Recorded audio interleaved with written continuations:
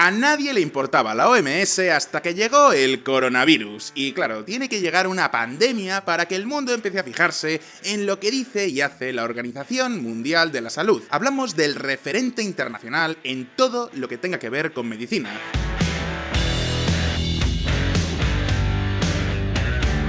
Los políticos pueden tener sesgos ideológicos, pero la OMS está integrada por científicos, es decir, que sus decisiones no deberían estar motivadas por batallas políticas, sino por el estricto cumplimiento del método científico. ¿Verdad? Bueno, pues atentos. Un paso importante para que la medicina tradicional china se globalice. La medicina tradicional originada en la medicina tradicional china se ha incorporado a la 11ª revisión de la Clasificación Internacional de Enfermedades, lo que marca un paso importante para su internacionalización. Y diréis, ¿pero por qué es tan importante esta noticia? Pues veréis, la Clasificación Internacional de Enfermedades es el documento donde la OMS indica los procedimientos que hay para diagnosticar enfermedades y los tratamientos que existen para paliarlas. Su contenido influye en las políticas de los gobiernos de todo el planeta y también de las compañías de seguros. En otras palabras, entrar en esta clasificación es lo que marca la diferencia entre ser una pseudociencia o que el tratamiento del que estamos hablando quede cubierto por un seguro privado o incluso que reciba fondos públicos de los sistemas sanitarios de cada país. Y diréis, ¿y todo esto qué tiene que ver con la política? Pues creo que ya os podéis imaginar la respuesta. Vamos a hablar de la influencia de China en la OMS, una influencia cada vez más notable. A estas alturas seguro que muchos ya os habréis enterado del escándalo de la OMS con Taiwán. Básicamente la OMS no reconoce a Taiwán como Estado miembro, lo consideran una región más de China. Esto es un problema de cara a poder luchar efectivamente contra el nuevo SARS coronavirus 2. Básicamente, Taiwán es uno de los países que mejor está conteniendo la pandemia. Su ejemplo es vital para que otros países puedan sacar consejos. Sin embargo, China está haciendo todo lo posible para evitarlo. Pero no. Hoy no vamos a hablar de eso, y ya sé lo que alguno estará pensando. ¡Ya están otra vez los de VisualPolitik vendiéndose a Estados Unidos y criticando a China indiscriminadamente! ¿Quién os paga? Seguro que, yo qué sé, estáis a sueldo de Donald Trump o de los Illuminati.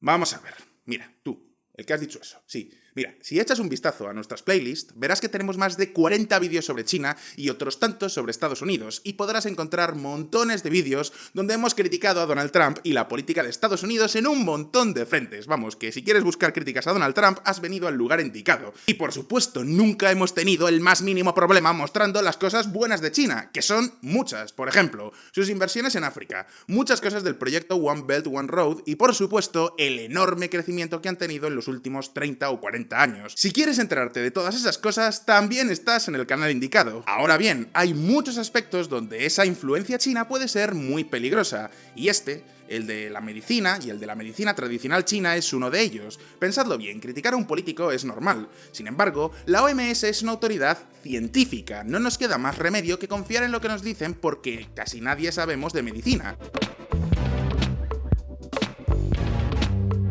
Es más, en la lucha contra las fake news, la OMS es un árbitro, y ese árbitro no debería poder tener ni ideología ni religión, solo debería basarse en una cosa, el método científico. Así que la pregunta que hoy nos hacemos es, ¿por qué la OMS ha aceptado la medicina tradicional china en su vademecum? ¿Significa esto que es buena? ¿Significa que es científica? ¿O hay alguna cuestión política detrás de este reconocimiento? Pues bien, Confucio dijo, yo no procuro conocer las preguntas, procuro conocer las respuestas, así que en VisualPolitik hoy vamos a responder a estas preguntas, pero antes vamos a ver un poco de historia.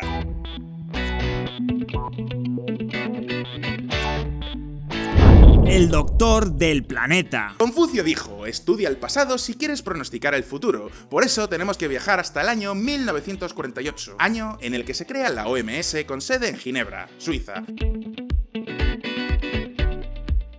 Y alguno se preguntará, pero vamos a ver, Fonseca, ¿por qué es necesaria una agencia especializada de la ONU en temas de salud? Creo que durante esta pandemia nos ha quedado claro a todos. Las enfermedades no entienden de fronteras. A todos nos interesa que el resto del mundo esté sano. Pero esperad un momento, porque su papel, el papel de la OMS, no se limita únicamente al coronavirus. Por ejemplo, es muy importante la labor que ha hecho para expandir las campañas de vacunación.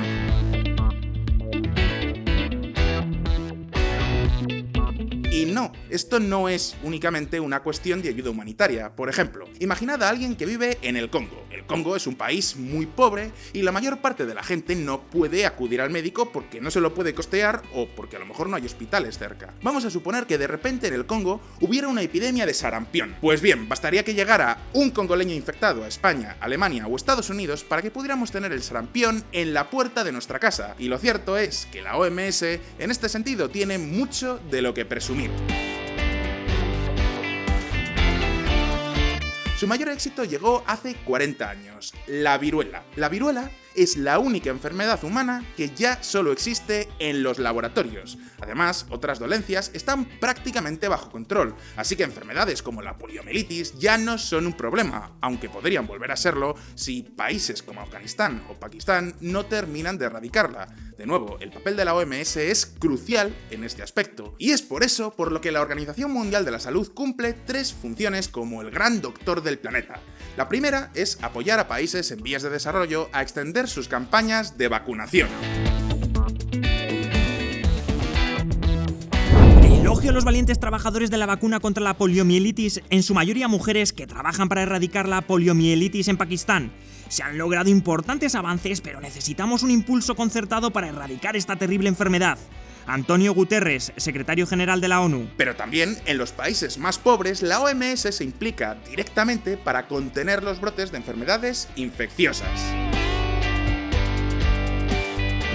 La Organización Mundial de la Salud apoya a Sudán del Sur en la campaña de vacunación oral contra el cólera para prevenir el riesgo de un brote de cólera en Renk. La segunda función es la de vigilar lo que ocurre en el campo de la salud humana para hacer grandes recomendaciones que todos los países deberían tener en cuenta. Lo estamos viendo estos meses. La OMS declara pandemia global al coronavirus y después los países reaccionan. Vale, es cierto que no todos los países reaccionan igual y no todos reaccionan al mismo tiempo. La gestión de algunos países puede ser desastrosa, pero la OMS declaró la emergencia sanitaria internacional el 30 de enero. Sí, habéis oído bien, el 30 de enero.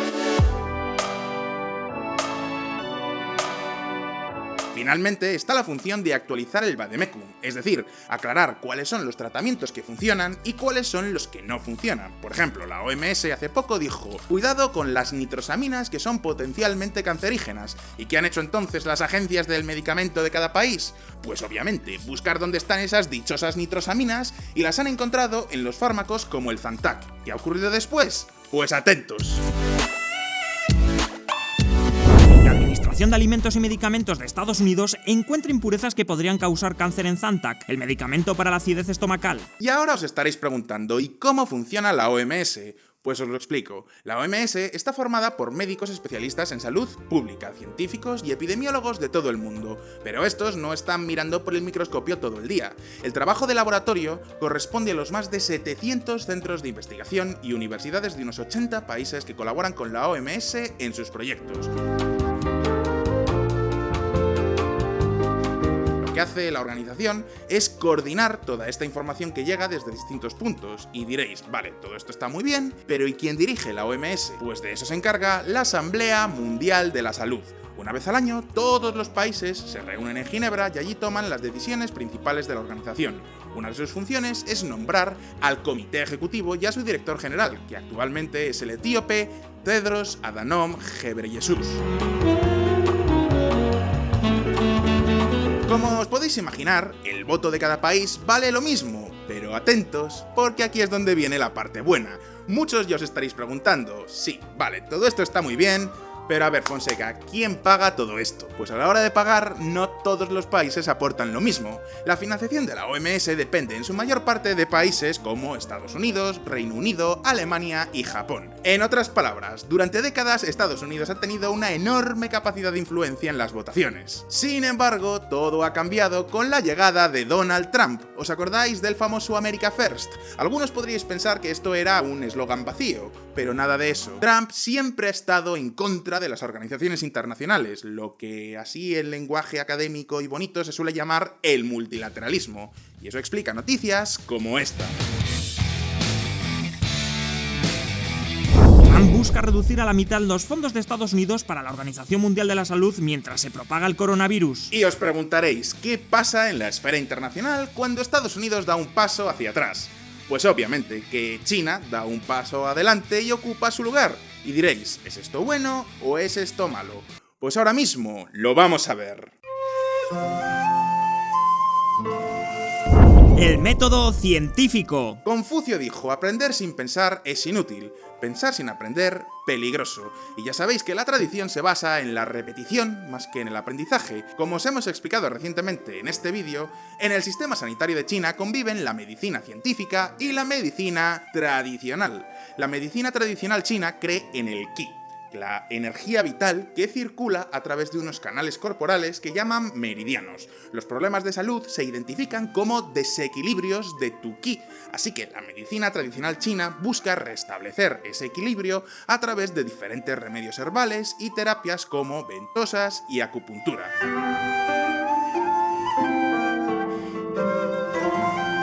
Llegados a este punto, más de uno dirá, pero bueno, Fonseca, tú eres un eurocentrista, ¿qué te pasa? ¿Que solo confías en las farmacéuticas? ¿Que no confías en los remedios naturales?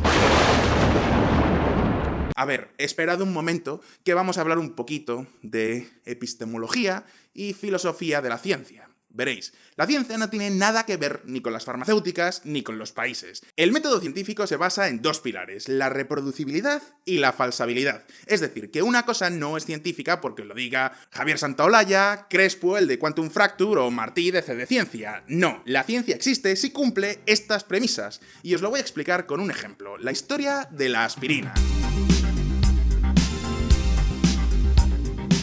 Durante siglos, tanto los egipcios como algunas tribus en América preparaban infusiones de corteza de sauce para paliar sus dolores de cabeza. En el año 1763, un científico, que se llamaba Edward Stone, hizo un experimento con 50 pacientes. Todos ellos tenían dolor de cabeza. Les dio infusiones de sauce a cada uno y comprobó si aliviaba el dolor o no. Esto significa que era un experimento falsable. Es decir, el resultado es bueno o malo en base a un criterio objetivo. ¿Te sigue doliendo la cabeza? ¿Sí o no? Y esto es muy importante resaltarlo porque muchas veces vais a encontrar en medios de comunicación supuestamente serios noticias como el estudio de no sé qué confirma que el chocolate te hace más feliz.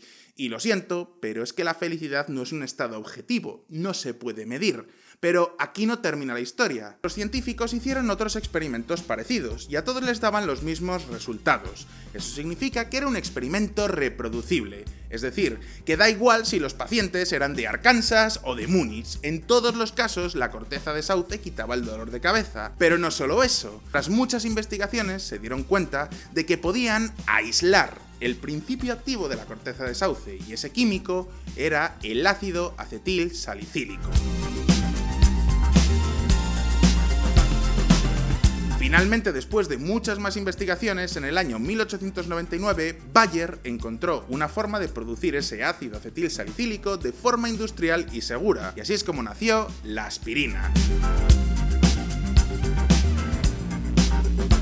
En otras palabras, que la ciencia no está en contra de la naturaleza. Es más, hay conocimientos de la medicina tradicional china que sí se pueden validar por el método científico. Por ejemplo, Tu Youyou ganó el Premio Nobel de Medicina en 2015 por descubrir la artemisinina, un remedio herbal que era eficaz contra la malaria. En este caso ya no hablamos de tradición ni de remedios herbales, sino de ciencia pura y dura. Y diréis, entonces, ¿dónde está el problema con la medicina tradicional china? Pues el problema está en que la mayoría de los tratamientos no están basados ni testados por la ciencia. Por ejemplo, hay mucha gente que por lo visto toma una cosa que se llama ejiao. Es una gelatina que se hace hirviendo pieles de burro. Dicen que es para tratar la anemia e incluso prevenir el cáncer. Pero es que no hay ninguna evidencia detrás. El único argumento para defender este tratamiento son 4000 años de tradición milenaria. Y ojo, porque esto no es lo peor. En muchos casos, estos tratamientos pueden ser realmente peligrosos. Y no solo hablamos de animales que contagien enfermedades. Lo cierto es que la naturaleza puede ser muy,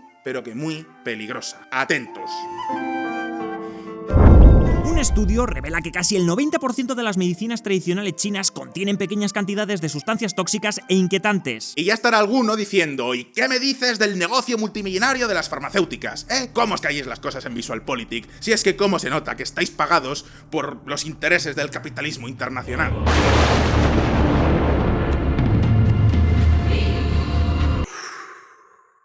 Vamos a ver, sí, tenéis razón, las grandes farmacéuticas ganan mucho dinero. Pero ¿sabéis qué? No son los únicos.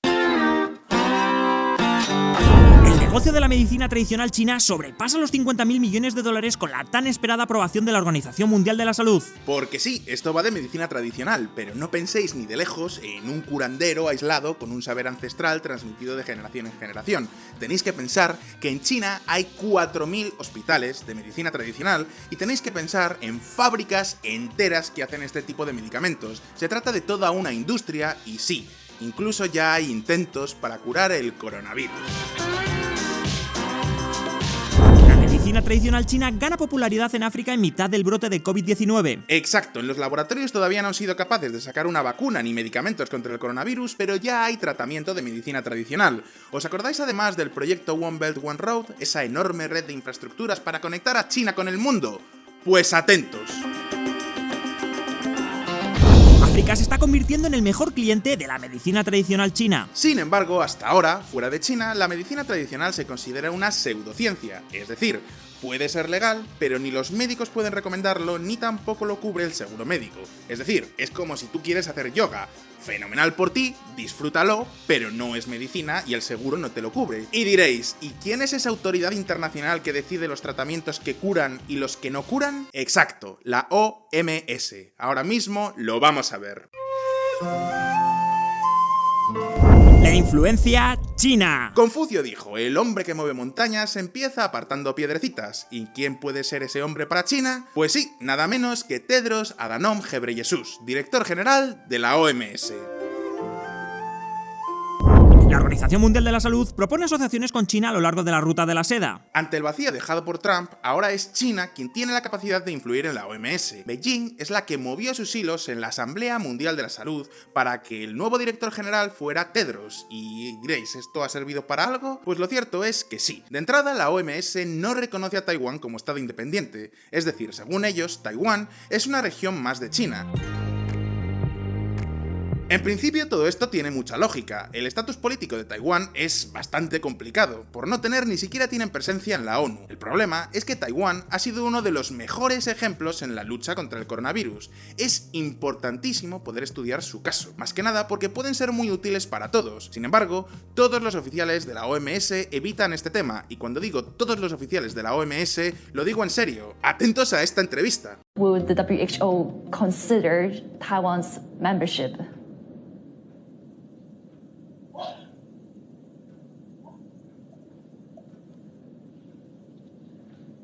Hello? I'm sorry, I couldn't hear your question. Okay, yeah. Let me repeat the question. No, that's okay. Let's move to another one then. Right, because I'm actually curious on talking about Taiwan as well, on Taiwan's case. Pero no solo hablamos de coronavirus. De nuevo, la principal muestra de la influencia china en la OMS es esta. Un gran paso hacia la internacionalización de la medicina tradicional china. Y diréis, ¿pero qué argumento se puede dar para validar la medicina tradicional china? Pues el argumento que dan es que como los países pobres no pueden costearse los equipos y los tratamientos de la llamada medicina occidental, al menos pueden tener acceso a la medicina tradicional que es más barata. A vosotros no sé qué os parecerá este planteamiento, pero yo creo que si no tienes evidencias científicas es como si no tuvieras medicina. Y esto no solo lo digo yo, lo dicen muchas más instituciones.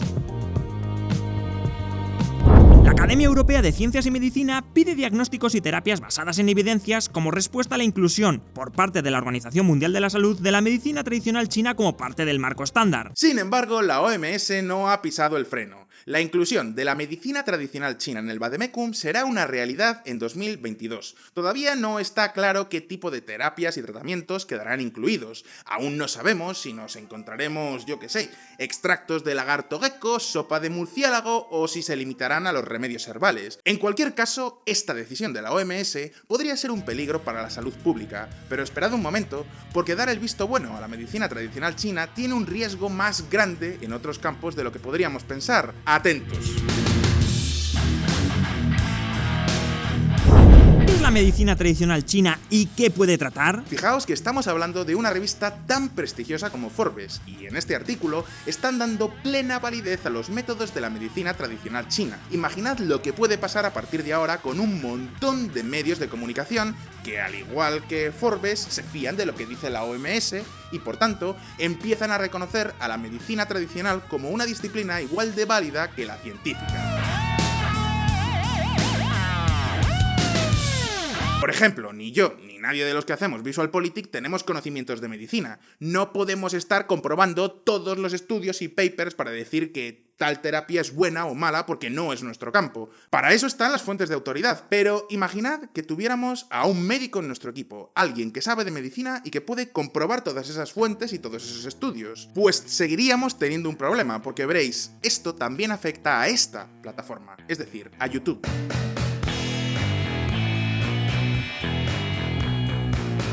Al igual que otras plataformas de contenido, YouTube está luchando contra las fake news. ¿Y qué ha pasado con el coronavirus? Pues que si buscas coronavirus en Google, te sale información de las autoridades públicas y de la OMS. Es más, probablemente si miráis el faldón de este vídeo, también encontraréis varios enlaces a la OMS, y todo esto está muy bien. Gracias a eso, YouTube ha evitado que mucha gente se crea barbaridades como que la lejía o el alcohol curan el coronavirus. Pero eso tiene un riesgo. La OMS es uno de esos árbitros que deciden lo que es cierto de lo que no es cierto. Así que imaginad lo que puede pasar en 2022 si la medicina tradicional china es aceptada por la OMS. Automáticamente este vídeo podría ser considerado como fake news, y mientras tanto un señor que está recomendando la Viagra del Himalaya o el aceite de gecko para curar el coronavirus puede tener todos los parabienes.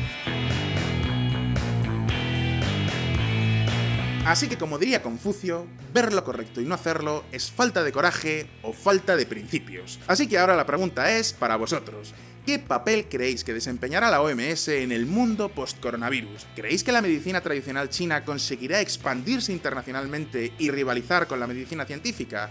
Podéis dejarme vuestra respuesta en los comentarios. Y como siempre, no olvidéis que sacamos vídeos nuevos todas las semanas, así que suscribíos a VisualPolitik y dadle a la campanita para no perderos ninguna de nuestras actualizaciones. Si os ha gustado este vídeo, dadle a like y nos vemos en el próximo. Un abrazo y hasta pronto.